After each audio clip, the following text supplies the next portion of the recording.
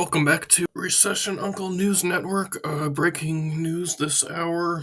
The checklist for 2024-25 Bowman University basketball dropped. There's a lot to get into here, so I'll just get right into it.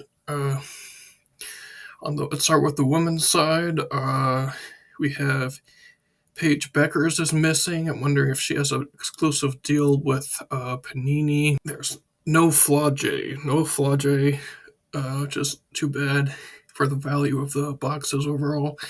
Malaysia Fulwiley is not in it as well. She's the last of the big four guards of her class to not have a first Bowman. Also, Madison Booker is also up there in the top of her class. Is not going to be in the set.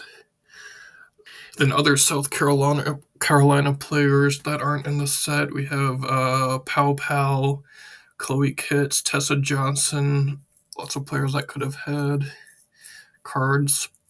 Maybe they're all next year, but I guess also the whole set can't be South Carolina, even though it kind of could be because of their depth. So yeah, I was just wondering if they're just giving cards to players that they can get autographs for this year, and then if they can't get an autograph, then they just don't have a card for that player. That's kind of what it seems like. All right, let's get into who is in this set, which is also, it's pretty impressive.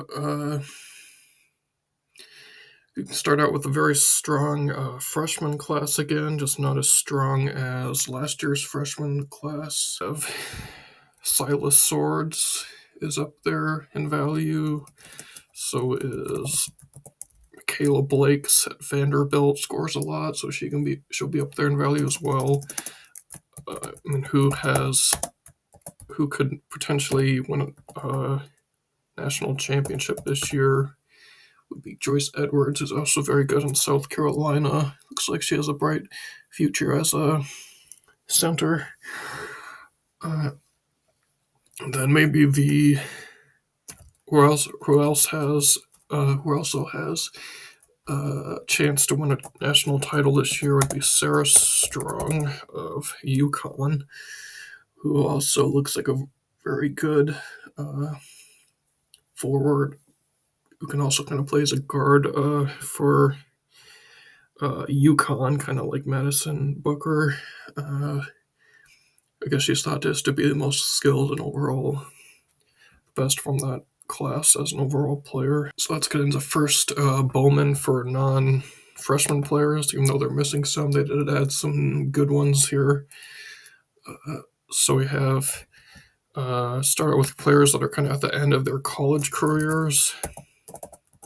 We have Anissa Morrow, who should be going into the WNBA next year, and maybe kind of can win a national championship this year or get to the Final Four, but kind of maybe not. Maybe just an Elite Eight, maybe.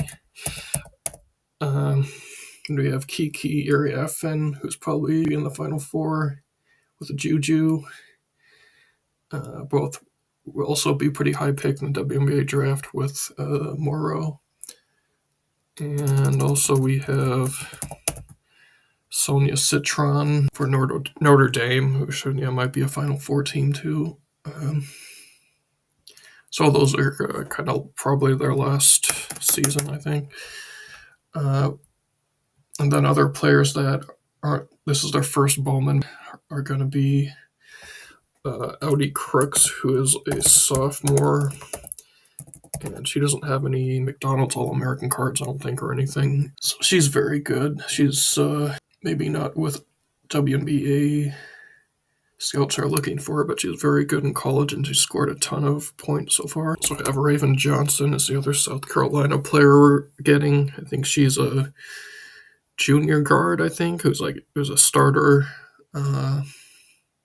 who starts over Fulwiley. So she's clearly someone Don Staley relies on a lot and thinks will just be a good, reliable player every game to start. And in terms of returning players, let's see, there's no Lauren Betts, I don't think. But you do get Juju Watkins in her USC jersey, which is her first Bowman 2 years ago was in her high school jersey, which is the same high school year as Bronny James. And then the other significant second-year player, or second card, this is not their first Bowman's, would be Hannah Hidalgo, who is maybe going to be Player of the Year in college over Juju Watkins and Paige Beckers. We'll see. That wraps up the women's side. Let's go to the men's side. Let's see. Cooper Cup. Cooper Cup. Oh, sorry. No, I messed it up. Christian Leitner